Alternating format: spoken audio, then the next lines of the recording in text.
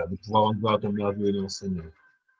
Pour partager la parole, mon Dieu. Merci ceux qui sont là durant la semaine, parce que nous sommes là pour persévérer, continuer, afin que l'enseignement puisse vraiment toucher le cœur des hommes en plus grand nombre. Amen. Et depuis plusieurs semaines, nous parlons du salut, parce que c'est tellement important, bien-aimés. Et nous voyons la difficulté pour que ce message puisse être diffusé. Mais grâce en Dieu, Seigneur, nous persévérons encore, parce que nous voulons véritablement que ce message puisse toucher les cœurs. Alléluia. Qui est une percée du message de l'évangile. Et chaque fois que j'étudie encore, j'apprends des nouvelles choses. Je découvre encore de nouvelles choses encore sur cet évangile, sur le salut. Alléluia. Afin de vivre une vie pleine en Christ. Nous sommes appelés à vivre une vie épanouie dans le Seigneur. Une vie de joie. Une vie, même si il y a la peine, mais dans la peine, il y a de la joie. Pourquoi? Parce que nous savons qu'aucune difficulté que nous pouvons rencontrer nous séparera de l'amour de Dieu manifesté en Jésus-Christ. Alléluia. La Bible dit, ni la mort, ni la vie, ni quoi que ce soit ne pourra nous séparer de l'amour de Dieu manifesté en Jésus-Christ. Alléluia. Et nous voulons que cette parole, comme à l'époque des apôtres, il déclare qu'ils parcouraient les villes et les villes étaient remplies de la parole de Dieu. Partout où ils passaient, la parole était déversée d'une manière incroyable, d'une manière phénoménale. Et les gens étaient touchés. Certaines personnes rejetaient, bien entendu, la parole de Dieu, mais beaucoup étaient touchés, beaucoup étaient sauvés et beaucoup expérimentaient, pardonnez-moi, quelque chose de nouveau, quelque chose d'extraordinaire. Et c'est ce qu'on appelle l'évangile, ce qui semble trop beau pour être vrai. Alléluia. On nous a appris qu'il faut faire tellement de choses. Il faut faire des œuvres. Il faut quelque part mériter le salut. Donc, il faut qu'on fasse des œuvres, certes, des œuvres qui sont spirituelles, ne serait-ce que la prière, ne serait-ce que de se rendre dans une assemblée, ne serait-ce que de lire sa Bible, ne serait-ce que de donner des offrandes et autres, participer à l'avancement d'une œuvre locale ou nationale ou internationale. Et tout ça, c'est très bien. Sauf que nous avons vu dans les semaines à venir, à passer, pardon, que toutes ces choses n'ont rien à voir avec le salut que Dieu nous a accordé. Le salut, il est complet, il est définitif. Et nous vivrons pleinement ce salut lorsque Christ viendra nous chercher. Parce que tant qu'on est sur terre, on ne vit pas pleinement le salut. Nous avons une espérance. La Bible déclare que cette espérance, elle est vivante. Elle n'est pas terne. Elle n'est pas, comment dirais-je, figée. C'est une espérance vivante. Une espérance qui apporte la vie. Et quelle vie? La vie Zoé, la vie de Dieu. Alléluia. Chaque jour que je me lève, j'ai cette espérance. Un jour, j'irai à la rencontre de mon Seigneur. Alléluia. Et puis, déclare que l'Esprit et l'Église disent, viens. L'Esprit et l'Église aspire à la venue rapide de Christ. Pourquoi? Parce qu'il y a beaucoup plus de plaisir à être avec Christ dans l'éternité que être sur cette terre à vivre tout ce que nous vivons. Alléluia. Notre nouvelle naissance a pour but de nous amener auprès du Seigneur, a pour but de nous amener à vivre éternellement avec le Seigneur. Et nous bénissons le Seigneur pour cela, nous rendons gloire à Dieu pour cela, alléluia, parce que c'est une victoire acquise sur le péché, c'est une victoire acquise sur tout ce qui peut nous éloigner de Dieu, alléluia. Et la vie de l'enfant de Dieu, c'est une vie de victoire, c'est une vie de triomphe. Pourquoi je peux me permettre de dire cela? Parce que la Bible enseigne que Christ a été notre substitut. C'est-à-dire que Christ a pris notre place. Il a payé le prix à notre place. Bien entendu, Christ n'a commis aucun péché. La Bible déclare qu'il a été tenté, mais il a succombé à aucun péché, parce que le péché n'était pas en lui. Lui, il est venu et il a pris notre place. Donc, c'est pourquoi il est à la fois fils de l'homme et fils de Dieu. Et comme nous, en tant qu'enfants de Dieu, il y a une partie en nous qui est divine, c'est la partie de l'esprit, cette partie qui est sauvée de manière définitive, un salut, ce qu'on appelle un salut éternel, un salut qui ne peut pas s'abroger, un salut qui ne peut pas diminuer, un salut qui ne peut pas s'arrêter, qui ne peut pas disparaître. Pourquoi? Parce que ce salut ne dépend pas de nos actions. Alléluia. La Bible dit que c'est un don de Dieu. Et le Seigneur nous apprend encore que le Seigneur ne se repent pas de ses dons et de ses appels. Donc, tout cela est irrévocable. Personne ne peut dire aujourd'hui que ce que Dieu t'a donné, le Seigneur peut le reprendre. Il n'y a aucun verset qui nous dit cela. Et moi, comme il y a aucun verset qui me le dit, je n'accepte pas cette pensée où on va dire à quelqu'un, si tu ne fais pas ce qu'il faut, le Seigneur va te frapper. Alléluia. Tout à l'heure, j'ai présenté avec mon épouse par rapport à ça. On peut faire des choses, dire, ah, le Seigneur, ça coûte du Seigneur. Ça coûte du Seigneur. Non, non, non, non, non, non. Nous sommes enfants de Dieu. Quel que soit ce que nous pouvons faire, le Seigneur ne regarde pas ces choses pour nous sauver. Parce que lorsque nous étions pécheurs, Christ est mort pour nous. Alléluia. Et lorsqu'il parle de pécheurs, il ne parle pas des actions de péché, il parle de la nature de péché. Donc, quand nous étions naturellement pécheurs, Christ est mort pour nous. Donc, la mort de Christ n'a rien à voir avec nos actions propres. Parce que si c'était nos actions propres, il ne serait jamais venu. Il est venu parce que la Bible dit que tu m'as formé un corps, je viens au Dieu pour faire ta volonté. Et c'est quoi la volonté? C'est de ramener la créature auprès de son créateur afin que l'action de création que Dieu avait entamée avec Adam puisse être achevée en Christ. Alléluia. Donc, en Christ, nous sommes la création achevée de Dieu. Il n'y a rien de ce qu'on peut faire qui pourra nous séparer de l'amour, il dit bien, de l'amour de Dieu. Car Dieu a tant aimé le monde, et donc tu en faisais partie. Qu'est-ce qu'il a fait? Il a donné son Fils unique. Il n'a pas frappé le monde, d'accord? Donc Dieu n'est plus en colère, d'accord? Parce que Dieu a payé le prix pour que nous soyons réconciliés avec lui. Et la Bible nous enseigne que Dieu nous a donné à nous maintenant le ministère de la réconciliation afin que nous puissions annoncer au monde que l'humanité a été, non pas sera, a été réconciliée avec Dieu à travers Christ. Alléluia. Donc, réconcilié avec Dieu à travers Christ. Amen. Donc, lorsque tu reçois Christ, lorsque tu ouvres ton cœur à la parole de Dieu qui est Christ, la Bible dit que tu es réconcilié avec Dieu. Dieu ne tient plus compte des erreurs que tu as pu commettre parce que ces erreurs étaient commises par la nature que tu as héritée d'Adam. La Bible nous enseigne bien que le péché est entré dans le monde, non pas à cause de Satan, mais à cause de Adam. Okay? Adam, c'est pour toutes les personnes qui mettent la faute sur la femme, c'est à cause d'Ève. Non, Adam symbolise l'humanité, donc Ève y compris. D'accord? Et la Bible dit que lisons-le, 2 secondes, c'est pas prévu, mais je me le lire avec vous. Dans Genèse chapitre 3, pardon, Dieu dit, qui t'a appris que tu es nu? Est-ce que tu as mangé de l'arbre dont je t'avais défendu de manger? L'homme répondit, la femme que tu as mise auprès de moi m'a donné de l'arbre et j'en ai mangé.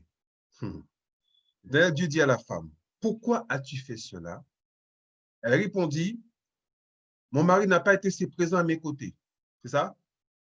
Adam n'a pas été assez présent à mes côtés. Il ne m'a pas assez enseigné. Est-ce qu'il a dit? Non. Il dit, le serpent m'a séduite et j'en ai mangé. D'accord?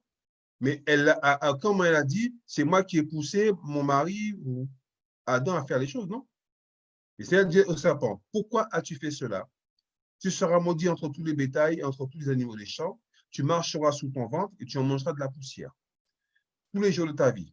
Je mettrai inimitié entre toi et la femme, entre ta postérité et la postérité et sa postérité, pardon. Celle-ci t'écrasera la tête et tu lui briseras le talon. Il dit à la femme, j'augmenterai la souffrance de tes grossesses, tu enfanteras avec douleur, et tes désirs se porteront vers ton mari, mais il dominera sur toi. Alors, attention, le mot domination ne veut pas dire t'écraser, d'accord? Il dit à l'homme, puisque tu as écouté la voix de ta femme, et que tu as mangé de l'arbre au sujet duquel je t'avais donné cet ordre. À qui il a donné l'ordre? À l'homme. Tu n'en mangeras point. Le sol sera maudit à cause de qui? À cause de toi. Et c'est à force de peine que tu en tireras de la nourriture tous les jours de ta vie. Il te produira des épines et des ronces, et tu mangeras de l'herbe des champs. C'est à la sueur de ton visage que tu mangeras du pain jusqu'à ce que tu retournes dans la terre d'où tu as été pris, car tu es poussière et tu retourneras dans la poussière. Voyez-vous, le péché est entré parce qu'une personne n'a pas écouté la parole que Dieu lui a donnée. D'accord? Certes, il a dit, Ève dit, j'ai été séduite par le serpent. Et la Bible dit, puisque tu as écouté la voix. Il n'a pas dit, puisque tu as été séduit par ta femme. Non, parce que tu as écouté la voix. Donc, une voix que tu n'auras pas dû écouter. D'accord? Et là, on ne parle pas de la femme en tant que telle. Donc, non, c'est pas ça. C'est-à-dire que nous, en tant qu'enfants de Dieu, il y a une voix qu'on doit écouter. Jésus il a dit que mes brebis reconnaissent quoi? Ma voix. Et elles me suivent. Mais nous, c'est pareil. Lorsqu'on parle de vivre le salut, quelle voix devons-nous entendre? Parce que dans cette histoire, Adam a écouté une voix qui n'était pas celle qu'il devait écouter. D'accord? Et le fait qu'il n'ait écouté, parce que Dieu n'est pas venu pour dire, bon, comme ta femme t'a dit, non, non. Il dit, puisque tu as écouté la voix de ta femme, et que par conséquent, tu as mangé de l'arbre au sujet duquel je t'avais donné cet ordre, tu n'en mangeras point. Les conséquences seront celles-ci. D'accord? Donc là, lorsqu'on parle de vivre le salut, on ne peut pas vivre le salut si on écoute une autre voix que celle de la voix de l'Éternel. Amen.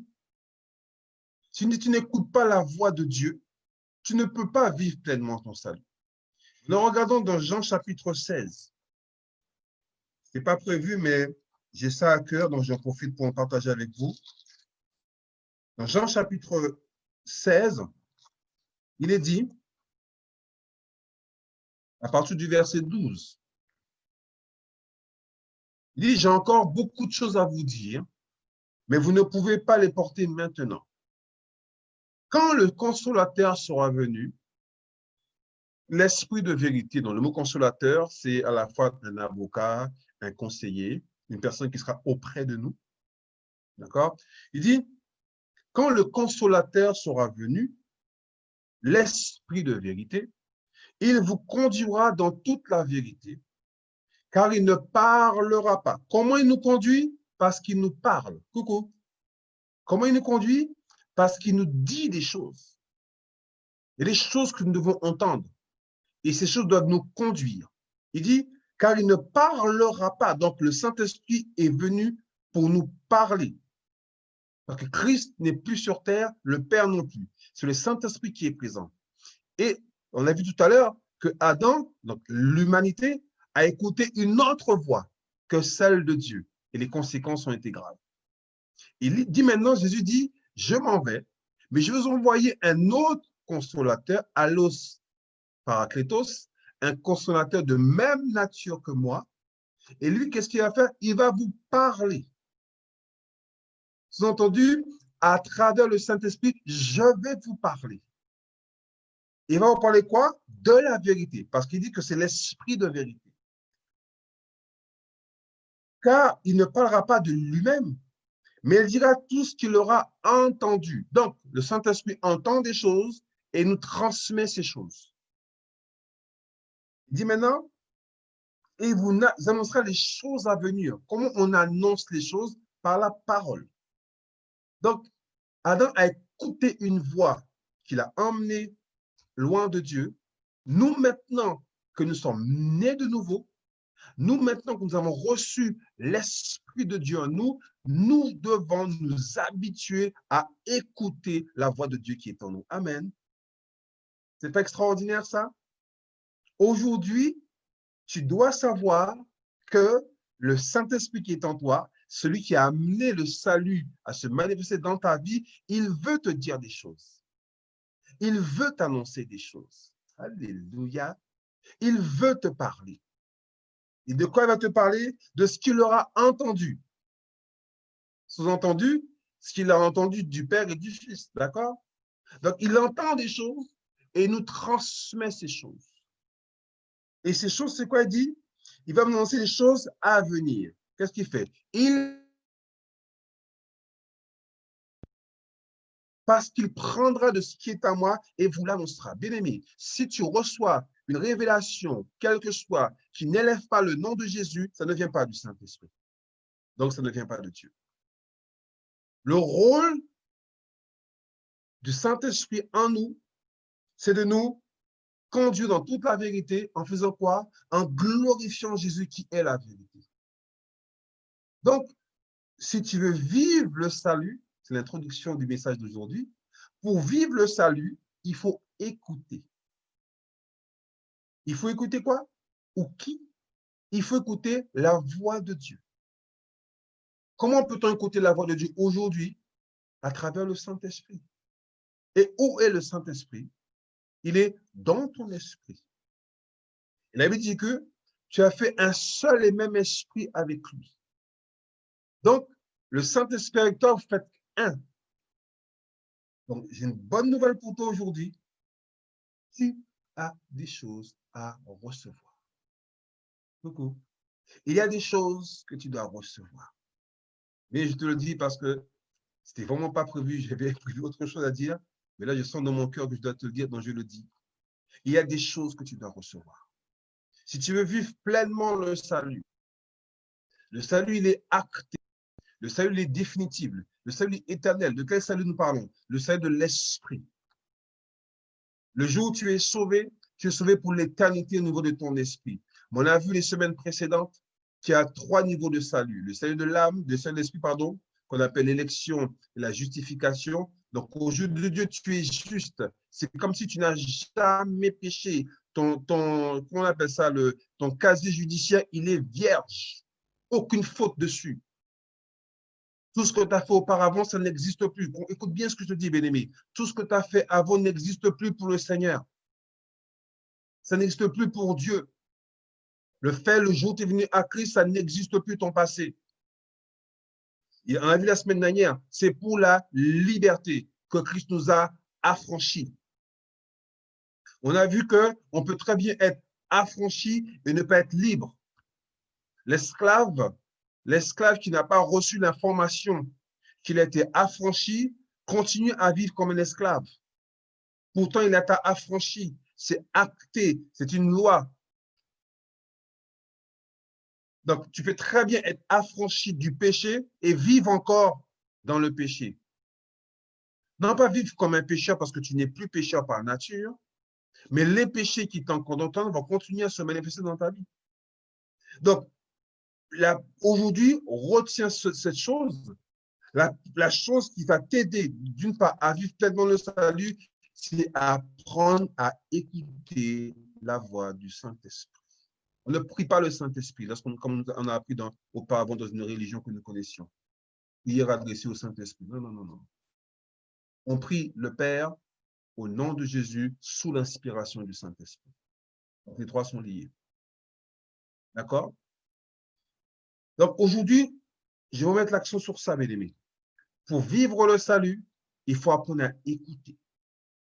Et qu'est-ce qu'il faut écouter? La voix de Dieu. Comment écouter la voix de Dieu? À travers sa parole. Et comment cette parole peut être, comment dirais-je, nous être révélée par le Saint-Esprit. Donc, quand je vais apprendre à développer ma relation avec le Saint-Esprit, forcément, je vais apprendre à écouter des choses qui viennent de Dieu. Et forcément, cet affranchissement qui m'a été accordé pleinement en Christ va totalement se manifester dans ma vie. Et la liberté pour laquelle j'ai été appelé, j'ai été affranchi, va elle-même se manifester pleinement dans ma vie. Donc, je serai libre de manière active, non pas par la foi, non pas plus par la foi, mais de manière active. Alléluia. Il est dit, il me glorifiera parce qu'il prendra de ce qui est à moi et vous l'annoncera. Le rôle du Saint-Esprit est d'annoncer les choses. Aujourd'hui, s'il te plaît, accepte l'idée que le Saint-Esprit a quelque chose à te dire. Accepte-le, s'il te plaît. Et accepte aussi le fait que tu es un réceptacle de la parole de Dieu. Accepte aussi que tu es un réceptacle de la voix de Dieu. Accepte aussi que le Saint-Esprit veut te parler.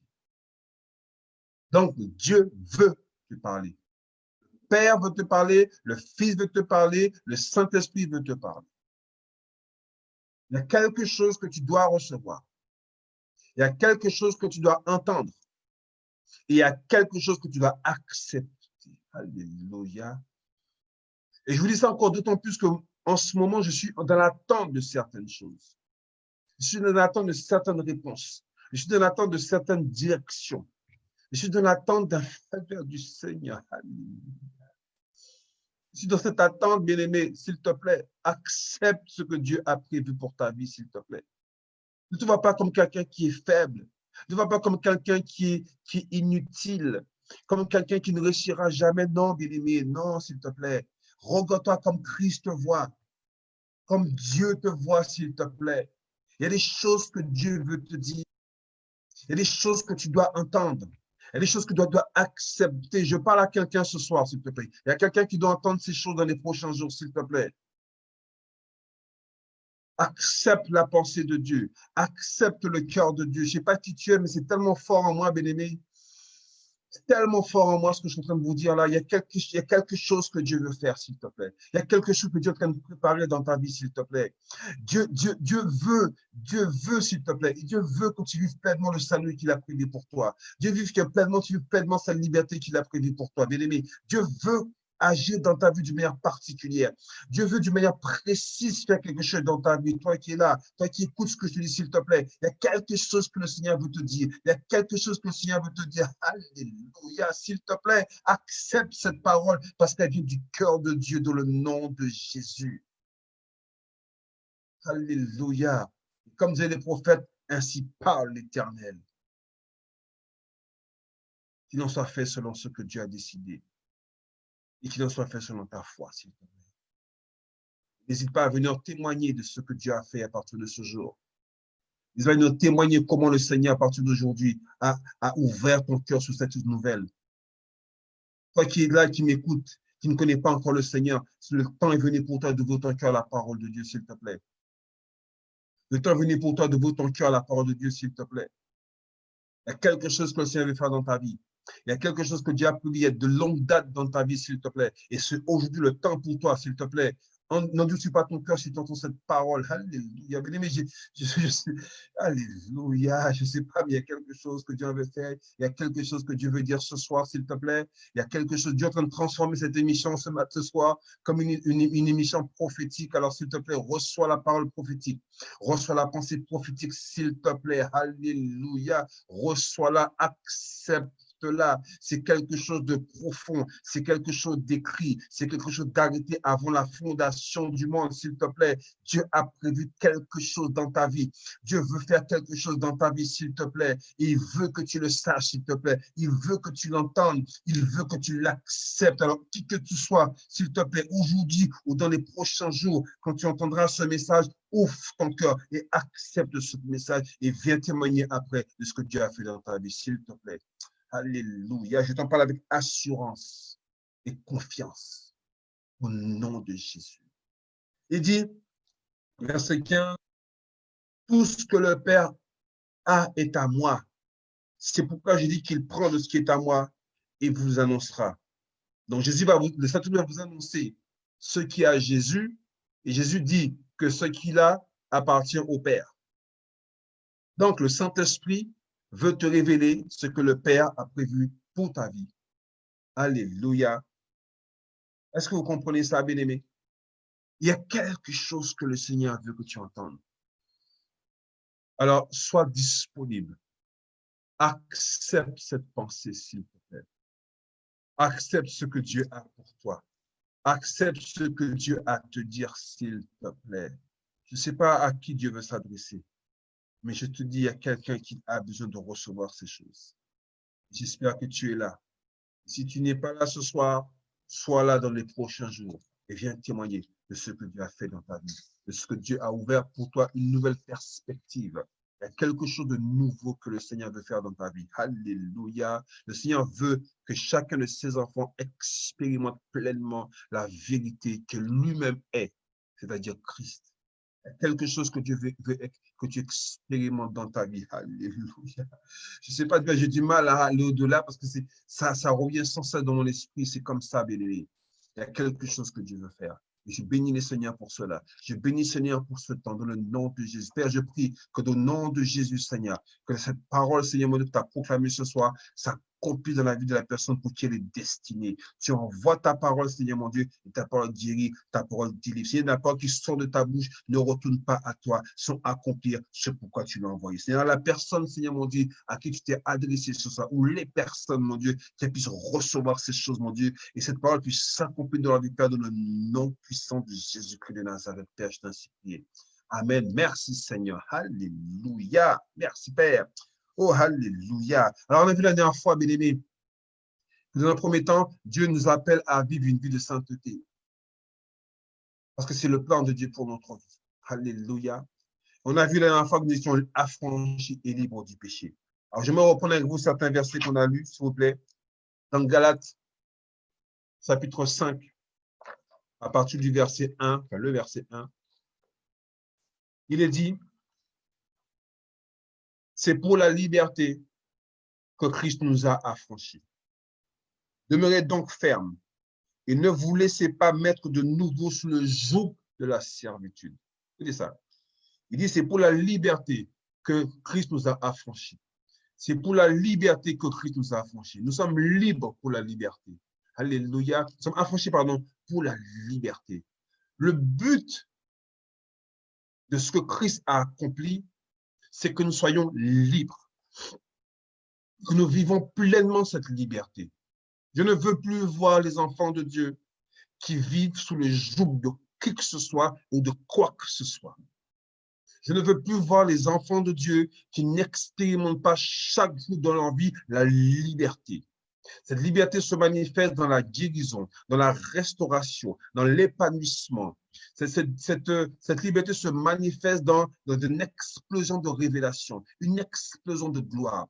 Cette liberté se manifeste par la consolidation de ce que Dieu a privé pour toi, par l'affermissement du salut que Dieu t'a accordé. Cette liberté se manifeste par la manifestation du fruit de l'esprit, par la manifestation du caractère de Christ. Cette liberté se manifeste par la manifestation pleine et entière de l'amour de Dieu dans notre vie. Alléluia. Cette liberté se manifeste parce que ce désir d'aller dire aux autres ce que Christ a accompli dans notre vie et pour l'humanité. Alléluia. Cette liberté se manifeste dans ce désir d'aller aider la personne qui est en difficulté, la personne qui est en souffrance, en lui communiquant la vie, la paix, la joie de Dieu. C'est ça, cette liberté. C'est pour cela que nous avons été affranchis. Non pas pour continuer de vivre une vie.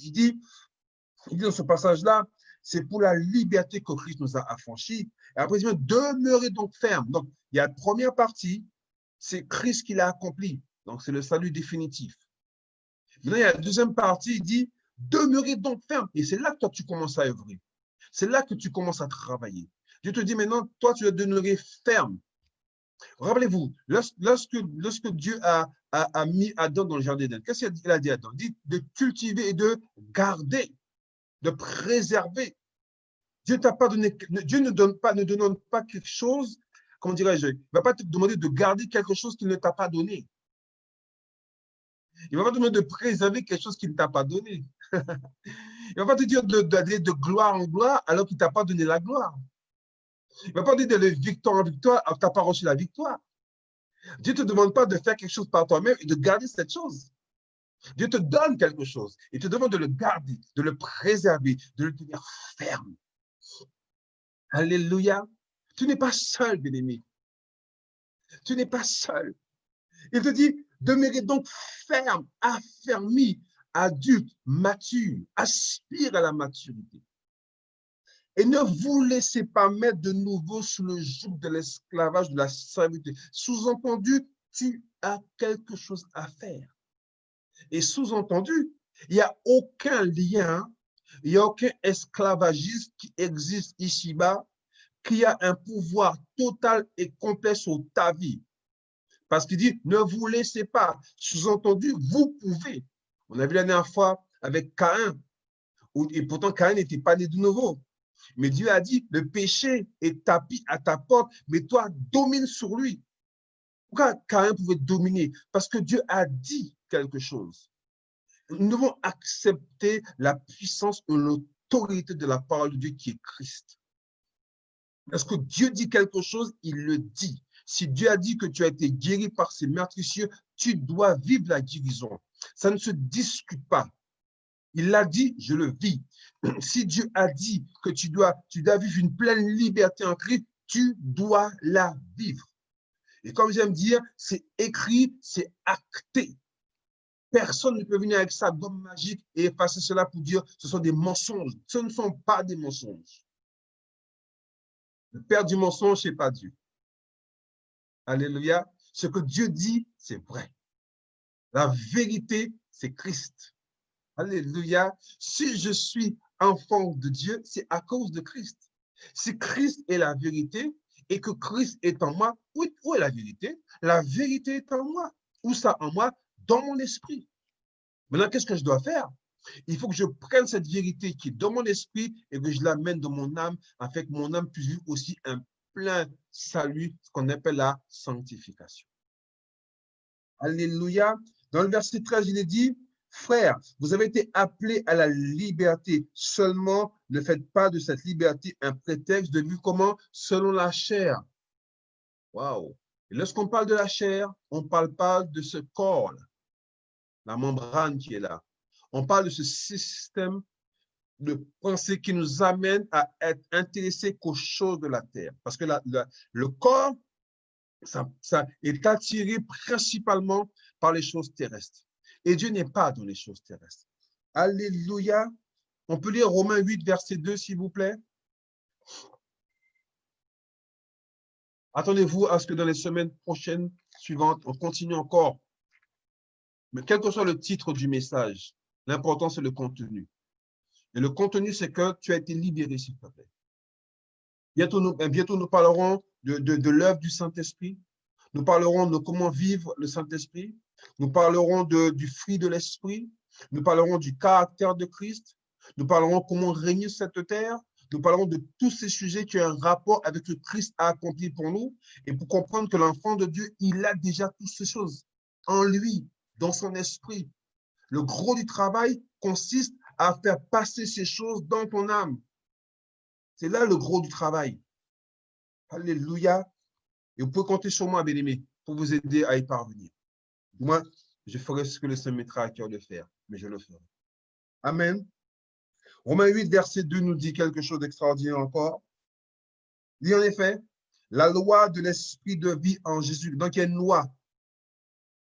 Cette loi, c'est la loi de l'esprit de vie en Jésus-Christ, m'a affranchi de quoi? De la loi du péché et de la mort. Donc, il y a deux lois. La loi de l'esprit de vie qui est en Jésus-Christ seul, et la loi du péché et de la mort. Il dit, en effet, la loi de l'esprit de vie en Jésus-Christ m'a affranchi de la loi du péché et de la mort. M'a affranchi. C'est-à-dire que je ne suis plus sous le joug de la loi du péché et de la mort. C'est-à-dire que le jour où je suis devenu enfant de Dieu, le péché n'a plus aucun pouvoir sur ma vie. Et j'aimerais répéter ça avec force, bien-aimés. Afin que les enfants de Dieu arrêtent de parler du péché, qu'on arrête de prêcher le péché dans les assemblées, s'il vous plaît. Prêchons la grâce de Dieu, prêchons la liberté qui est en Christ, s'il vous plaît. Le péché n'a plus aucun pouvoir sur notre vie. Regardons ce qui est dans Romains chapitre 6, s'il vous plaît. Romains chapitre 6 nous dit quelque chose d'extraordinaire. J'aime ce mot extraordinaire. Il nous dit quelque chose d'extraordinaire. À partir du verset, on a vu cela la dernière fois, verset 5. En effet, si nous sommes devenus une même plante, on avait la dernière fois que le mot plante veut dire même origine, même source. Donc, c'est-à-dire que une fois que nous sommes en Christ, nous avons la même source de Dieu. Exactement la même source. Nous ne sommes pas différents. Nous ne sommes pas différents, exactement comme lui. Si nous sommes une même plante avec la conformité à sa mort, dans ressemblance, on a vu ça la dernière fois, nous le serons aussi par la conformité à sa résurrection. Rappelez-vous quand Jésus-Christ est ressuscité, ce qu'il pouvait faire. Il pouvait se présenter directement au milieu d'une pièce. Bien entendu, Dieu ne nous appelle pas à faire ce genre de choses. Mais c'est pour dire que le jour où Christ est ressuscité, c'était plus la même personne qu'auparavant. Il avait repris la gloire qui était la sienne. Il avait repris la nature qui était la sienne. Il n'y avait plus le péché qui était sur lui, le péché qu'il a accepté sur la croix, c'était fini ça. au point qu'il est monté après. Il dit, nous serons aussi par la conformité à ça. Il dit, sachant, connaissance. Mon peuple périt faute de connaissance, pas de puissance, parce que nous avons la puissance, mais il manque la connaissance. Une connaissance sans puissance ne permettra pas à cette puissance de se manifester. Tu peux avoir une Lamborghini, je sais pas, les grandes marques Ferrari, Testarossa et autres qui valent, je sais pas combien de milliers ou millions d'euros. Si tu n'as pas une toute petite clé là pour mettre dans la voiture, elle ne part pas. Hein. Si tu n'as pas la connaissance qu'il faut la clé pour démarrer la voiture ne partira pas. Pourtant, c'est une voiture puissante qui peut rouler à je ne sais pas combien de kilomètres heure. Hein. Mais si tu n'as pas la toute petite clé là, qu'est-ce que la petite clé par rapport à la grosseur de ce moteur? Rien. Mais si tu n'as pas cette connaissance-là, tu ne peux rien faire. La puissance nous a été accordée en Christ. Tout a été accordé en Christ. Mais si tu es dans l'ignorance, si tu n'es pas dans la connaissance de ces choses, elles ne vont jamais se manifester dans ta vie. Amen. Il est dit, sachant que notre vieil homme, donc la vieille nature, Pascal, a été crucifié avec lui. On a vu une fois dans le terme de l'évangile. Il est venu, il y a la crucifixion, il y a la mort, l'ensevelissement, la résurrection, d'accord? L'ascension, l'assise et le règne. Donc Christ est venu et tout ça sont accomplis. Aujourd'hui, moi, en tant qu'enfant de Dieu, je dois accepter le fait que le vieil homme a été crucifié à la croix. Ce que j'étais de mauvais. Mais j'affirme, je ne suis plus une mauvaise personne. Pourquoi? Parce que la nature du péché n'est plus en moi. Je peux avoir des pensées qui ne sont pas correctes. Donc, des actions qui ne sont pas correctes, mais je ne suis plus une mauvaise personne. C'est fini ça. Je suis une bonne personne par nature. Peut-être que dans mes actions, je peux me comporter comme une mauvaise personne. Mais ce n'est pas ce que je suis. Parce que la Bible m'enseigne que le vieil homme, donc Pascal, a été crucifié à la croix. Et Pascal a été enseveli. Et Christ est ressuscité. Pascal est resté dans le tombeau. Coucou. Christ est ressuscité. Et Pascal est resté dans le tombeau. Paul dit, ce n'est plus moi qui vis, c'est Christ qui vit en moi. C'est plus Pascal qui vit, c'est Christ qui vit. Christ a pris le dessus sur Pascal. Pascal n'existe plus. Coucou, tu n'existes plus. C'est Christ qui existe. Maintenant, laisse Christ se manifester dans ta vie. Paul a dit, je prie que Christ soit formé dans ton esprit. Christ, il est présent, il est à l'aise, il est tranquille là. Maintenant, il faut que tu fasses passer maintenant dans l'âme toutes ces choses que tu as reçues dans ton esprit. Parce que c'est dans l'âme qu'il y a le ciel des émotions, des sentiments, de la volonté. Si ton âme n'est pas affectée par la parole de Dieu, tu ne peux pas vivre ces choses qui sont en toi. Elles sont en toi, ces choses. Pour les vivre, il faut accepter qu'elles sont en toi. Accepte tout ce que Dieu a dit de toi, s'il te plaît. Accepte-le. Ne tourne pas autour du pot. Non, non, non. Accepte ce que Dieu a mis en toi, s'il te plaît. Il dit, sachant que notre vieil homme a été crucifié avec lui, afin, il y a un but. C'est quoi le but? Afin que le corps du péché fût détruit. C'est-à-dire la chose qui donnait force au péché fût détruit. Aujourd'hui, il n'y a rien qui donne force au péché dans ta vie, s'il te plaît. Absolument rien. Il dit, pour que nous ne soyons plus esclaves du péché. La chose qui nous tenait captifs, la chose qui nous poussait à pécher, n'existe plus dans la vie de l'enfant de Dieu. Que Christ a accompli ce travail à la croix. La sanctification, c'est ça. Ce n'est pas jeûner à outrance. Ce n'est pas prier à outrance. Ce n'est pas le tabiba à outrance. Ce n'est pas aller à l'église à outrance. Ce n'est pas une obéissance à outrance. Non, bien-aimé. Accepte déjà le fait que dans ton esprit, tu es parfait et accepte que tu as quelque chose à faire pour vivre ce salut. Non pas pour l'obtenir, il faut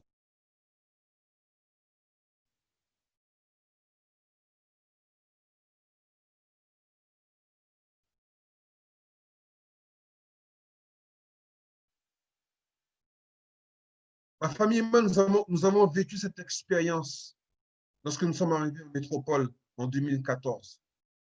Nous avons loué une maison et il y avait tout ce dont nous avons besoin dans cette maison. On est venu seulement avec nos valises. Il y avait tout dans la maison. Exactement tout. Vous comprenez? On a vécu ces choses. Maintenant, quand tu viens dans un loyer, il y a très peu de choses. Imagine, c'est ameubler, mais nous, on avait dans les détails, il y avait tout ce qu'on a besoin pour vivre pleinement dans une maison. Et nous venons de la Guadeloupe, donc il fallait qu'on puisse tout acheter pour s'équiper. Et Dieu a pourvu à ça. Imaginons maintenant que nous arrivons dans cette maison. Il y a tout dans la maison. On dit non, il faut tout acheter. Il faut acheter ceci. Il faut ceci. Mais tu as tout. Pourquoi tu vas acheter? Tu as déjà tout. Vis la chose.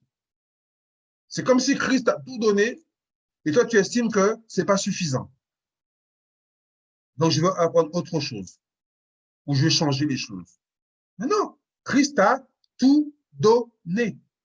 Mais ce n'est pas parce qu'il t'a tout donné que tu vis ces choses. Maintenant, accepte que tu as tout reçu de Christ et vis ces choses.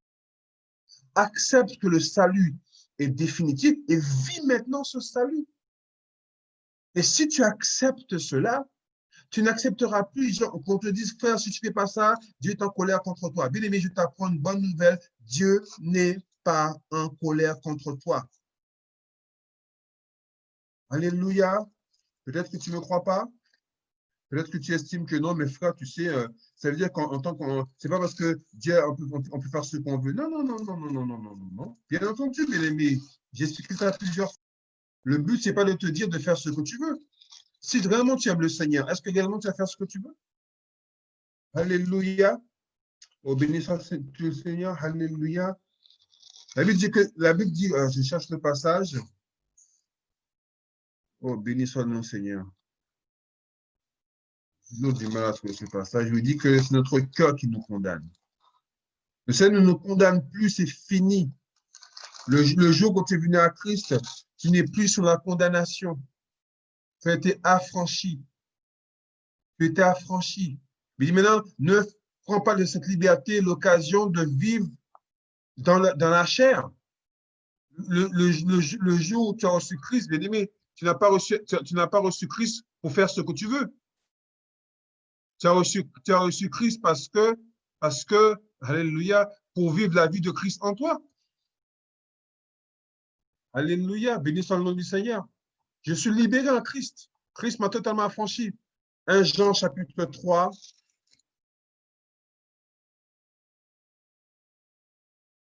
1 Jean chapitre 3. Je pense que c'était sous mes yeux. Verset 21, il dit, bien-aimés, si notre cœur ne nous condamne pas, nous avons de l'assurance devant Dieu. Si notre cœur ne nous condamne pas, nous avons de l'assurance devant Dieu. La Bible dit qu'il n'y a plus aucune condamnation pour ceux qui sont en Christ. C'est-à-dire que plus personne ne peut te condamner. Par contre, ton cœur peut te condamner. Et dans ton cœur, il y a une partie qui est rattachée à l'âme. Et tu es condamné parce que tu as des pensées qui sont contraires à la pensée de Dieu. Et ça te met mal à l'aise. Ça te perturbe, ça te tourmente. Parce que tu sais que tu ne penses pas de manière correcte. Bien aimé, je t'explique comment faire les choses. Accepte la pensée de Dieu qui est dans ton esprit et change ta pensée, s'il te plaît. Bien aimé, si notre cœur ne nous condamne pas, nous avons de l'assurance devant Dieu. Ce n'est pas Dieu qui te condamne. Il n'y a rien de ce que tu peux faire que Dieu va te condamner.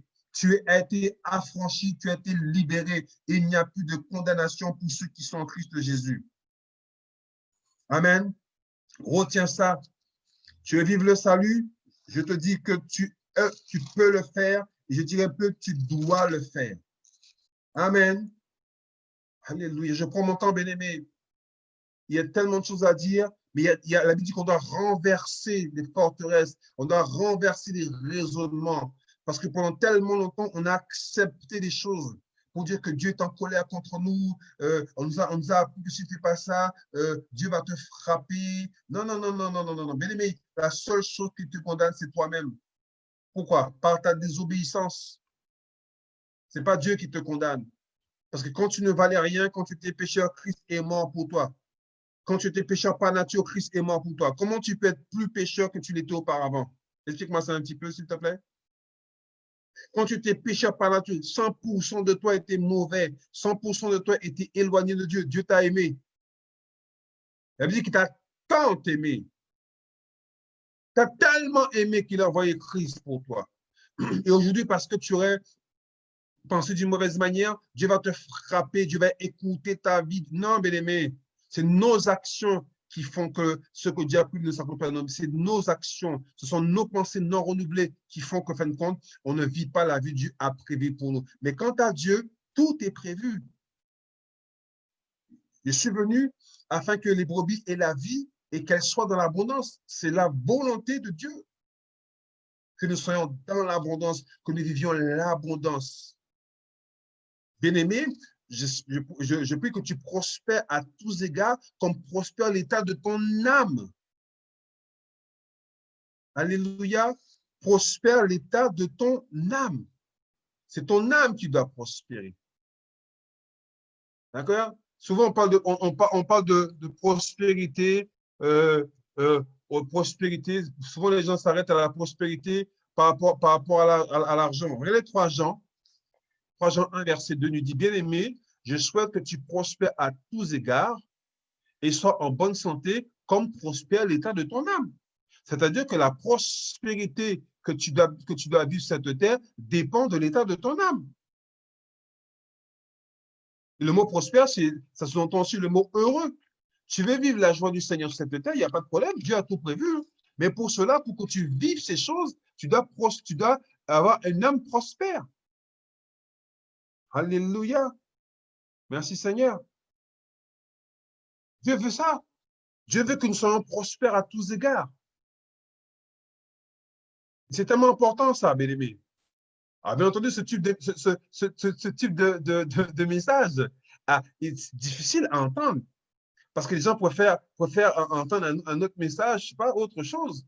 Où on va vous dire, oui, il y a un joug. Donc, on va obliger les gens à vivre une espèce de sanctification qui n'est pas celle que Dieu veut. Et quelque part, les gens se retrouvent sous un joug étranger, alors que Christ nous a totalement affranchis. Est-ce qu'on peut lire un passage, s'il vous plaît, dans le livre de l'Épître de Pierre?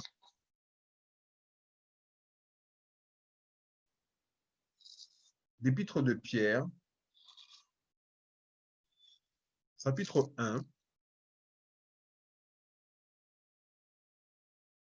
Il y a des choses intéressantes dans ce passage. On lira aussi un peu le chapitre 2 et après on s'arrêtera là. Alléluia.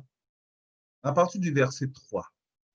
1 Pierre 1, 3. Il est dit, « Béni soit Dieu, le Père de notre Seigneur Jésus-Christ, qui selon sa grande miséricorde, vous voyez encore, sa grande miséricorde, nous a régénérés. » Lorsqu'on parle de régénération, on parle de nouvelle naissance. Donc, il nous a donné une nature haute, différente de celle que nous avions auparavant. Pour une espérance vivante. Voilà. Dieu t'a régénéré pour une espérance qui vit en toi. D'accord? La vie que Dieu t'a donnée doit faire en être pour toi une espérance, je dirais plus une espérance permanente. Dieu veut que cette espérance vivante, tu la vives d'une manière permanente.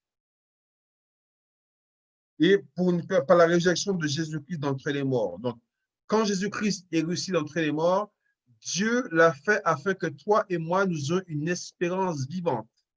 Et on a vu dans les passages précédents que lorsque Jésus est ressuscité, je suis également ressuscité. Donc, si Jésus-Christ est ressuscité pour que nous puissions avoir une espérance vivante et que moi, je fais partie de cette résurrection, à plus forte raison, dois-je pouvoir vivre cette espérance vivante. Il dit, pour un héritage qui ne se peut ni corrompre, ni souiller, ni faire. Écoute bien, l'héritage que Dieu a prévu pour toi n'est pas altérable. Donc, cet héritage ne dépend pas de ce que tu fais. Tu comprends? C'est l'héritage en tant que tel, personne ne peut l'affecter, personne ne peut l'atteindre. Maintenant, c'est toi qui dois maintenant te mettre au niveau dans tes pensées pour vivre pleinement ce que Dieu t'a déjà accordé. Mais je t'apprends une bonne nouvelle encore, cela t'appartient. Pour un héritage qui ne peut ni corrompre, ni souiller, ni flétrir, lequel vous est réservé. Bien, c'est réservé. Ton nom est écrit dessus. Réservé, don't touch. Ça t'appartient.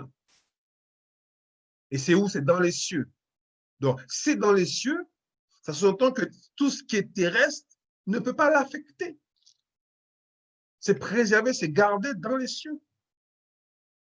À vous qui, par la puissance de Dieu, êtes gardés. Regarde encore une fois. La Bible dit que tu es gardé quoi? Par la puissance de Dieu. Ce qui se prouve encore que ce n'est pas tes efforts qui font que tu vas garder ce que Dieu t'a déjà donné. Par la foi pour le salut prêt à être révélé dans les derniers temps, il y a quelque chose que Dieu veut nous révéler. Le salut complet et définitif, nous allons le vivre pleinement quand Christ viendra. Mais ici-bas déjà, Dieu nous a donné les gages, les arts par le Saint-Esprit pour vivre ce salut. Amen. Regardez encore. Si on continue, il dit, c'est là ce qui fait votre joie. Ma joie ne dépend pas des bonnes nouvelles que je reçois de ce monde. Ma joie dépend de ce qui a été dit auparavant. Il y a une espérance vivante, bien-aimé. Et c'est cette connaissance qui me fait que j'ai la joie. Pour vivre le salut, il faut que j'accepte cette connaissance. Il faut que mes pensées pensent comme cela. Mon espérance ne dépend pas de ce que je fais. Bien-aimé, je dois faire des bonnes choses parce que je suis enfant de Dieu, bien entendu. Mais ce n'est pas ça qui fait que. C'est garder. Dieu préserve ça. Il dit bien. Et c'est là ce que vous faites, qui est votre joie. Crois que maintenant, puisqu'il le faut, vous soyez attristés pour un peu de temps par diverses épreuves. Bien aimé, l'épreuve vient après la joie. C'est-à-dire que la joie est actée. Tout ce qui vient après ne peut pas affecter la joie. Coucou. C'est d'abord la joie. Et tout ce qui ne peut pas affecter ce qui est au préalable. Est-ce que tu comprends? C'est pas la joie vient après l'épreuve. Ce qui fait ma joie, c'est l'espérance vivante. On dit après la pluie, le beau temps. Ça, c'est ça. Ça, c'est les gens qui disent ça. Mais moi, je vous dis que dans ma vie, c'est toujours le beau temps. C'est pas parce qu'il y a la pluie qu'il y a un mauvais temps chez moi. Coucou. C'est pas parce qu'il y a des épreuves que je ne suis pas dans la joie. Parce que ma joie ne dépend pas des épreuves, de la réussite, du succès. Non, non, non. Ma joie dépend de l'espérance vivante que j'ai acceptée. Ma joie dépend de l'héritage qui m'est accordé et que Dieu garde. Donc, quelles que soient les épreuves que je peux rencontrer, bien-aimé, quelles que soient les difficultés que je peux rencontrer, toutes ces choses viennent après la joie. Ces choses viendront toujours après la joie, toujours après la paix, toujours après l'espérance, toujours après l'assurance, toujours après la confiance, toujours après la patience, toujours après l'amour, toujours après la persévérance, toujours après la maîtrise de soi. Toutes ces choses viendront toujours après ce qui est divin. Coucou. Toujours après. Quelles que soient les épreuves que tu rencontres, ça vient après. Tu peux vivre pleinement le salut parce que Dieu t'a donné les moyens de le vivre. Dans quelques passages, après on va s'arrêter là. Il dit, afin que l'épreuve de votre foi, plus précieuse que l'or, périssable, etc., ait pour résultat la louange, la gloire. Donc, l'épreuve que tu rencontres n'a qu'un seul objectif, c'est pas de t'écraser. Ah frère, rien ne va dans ma vie. Ah frère, je ne réussis pas dans ma vie. Il y a un problème sérieux de connaissance. Parce qu'il dit que l'épreuve n'a pas pour but de t'écraser. L'épreuve n'a pas pour but de te faire perdre ce que tu avais déjà. L'épreuve n'a pas pour but de t'enfoncer. L'épreuve n'a pas pour but de te détruire, bien-aimé. L'épreuve a pour résultat la louange, la gloire et l'honneur lorsque Jésus-Christ apparaîtra. C'est-à-dire que tout ce que tu vis, bien-aimé, Dieu le note quelque part. Ce n'est pas en vain tout ce que tu vis. Les épreuves que tu vis, bien-aimé, ce n'est pas pour t'écraser, ce n'est pas pour te détruire. Bien-aimé, non, non, non, non. Dieu ne permettra jamais que tu puisses supporter, que tu puisses vivre une souffrance au-delà de ce que tu peux supporter. Dieu est garant de cela. Tu vivras des épreuves, bien-aimé. Dieu ne permettra pas que tu sois tenté au-delà de tes forces. Donc, Dieu veille sur toi. Même dans les difficultés que tu peux rencontrer, Dieu est là. Dieu voit la personne qui est en train de fomenter des plans contre toi. Mais Dieu lui dit quelque part, enfin, c'est moi qui dis ça comme ça, hein. Dieu dit quelque part, tu peux faire tout ce que tu veux, mais il y a une limite dans ce que tu as à faire. Coucou. Tu peux former tous les plans que tu veux, mais il y a une limite que moi j'ai déterminée. Personne ne peut faire ce qu'il veut dans ta vie, bien-aimé. Non. La Bible dit que ces choses ont pour foi la louange, la gloire, l'honneur. Lui que vous aimez sans l'avoir vu, que vous croyez sans le voir encore, vous réjouissant d'une joie ineffable, regardez bien, et glorieux, parce que vous obtiendrez le salut de vos âmes pour le prix de votre foi. Voilà. Le but de la foi, c'est le salut de ton âme. Écris, s'il te plaît. Le but de la foi, c'est le salut de mon âme, donc la sanctification.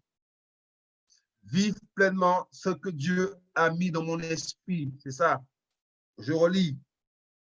Vous qui l'aimez sans l'avoir vu, qui croyez sans le voir encore, vous réjouissant d'une joie ineffable. C'est quand ta joie, c'est parce que tu l'aimes. Ta joie ne dépend pas de ce que tu vis. Tu veux vivre le salut? Concentre-toi sur Christ. Concentre-toi sur la parole de Dieu. Concentre-toi pour développer une relation d'intimité avec le Saint-Esprit. Parce que vous obtiendrez le salut de vos âmes pour le prix de votre foi. C'est ce que Dieu dit, trouverai-je la foi quand je viendrai. La foi qui est la parole que tu reçois de Dieu a pour vocation de nettoyer ton âme des pensées contraires. Alléluia. Verset 13. C'est pourquoi saignez les reins de votre entendement. Écoutez bien, entendement. Soyez sobre. Ayez une entière espérance dans la grâce qui vous sera apportée lorsque Jésus-Christ apparaîtra. Alléluia. Quel passage extraordinaire. Il dit saigner. On va lire ça dans la parole 20, après on va s'arrêter là pour aujourd'hui. Il dit dans le verset 13, c'est pourquoi rassemblez vos pensées et vos énergies. Tenez-vous prêts à avancer et à agir. Rassemble tes pensées, c'est-à-dire que rassembler pour nettoyer. Quand tu es chez toi, tu viens nettoyer la maison, qu'est-ce que tu fais? Tu rassembles tout. Après, tu enlèves ce qui n'est pas bon, tu mets à la poubelle, tu vas au tri, déchetterie. Voilà. Dis, rassemble tes pensées. Ne laisse pas tes pensées partir à gauche, à droite. Rassemble tes pensées. Mets tes pensées en ordre, s'il te plaît. Jésus-Christ, lorsqu'il a voulu nourrir la foule, il les a assemblés 50 par 50. Tu veux que Dieu agisse dans ta vie, mets de l'ordre dans tes pensées. Sois ordonné, s'il te plaît, et sois discipliné, s'il te plaît. Pas pour obtenir le salut définitif que Dieu t'a accordé, non. Pour avoir tes âmes renouvelées, tes pensées renouvelées. Il dit, soyez sobres et vigilants. Gardez le contrôle de vous-même. En faisant quoi? En pensant d'une manière juste et correcte. Tournez toute votre espérance vers la grâce qui vous soit accordée le jour où vous apparaîtra. Bien aimé, c'est incroyable ça.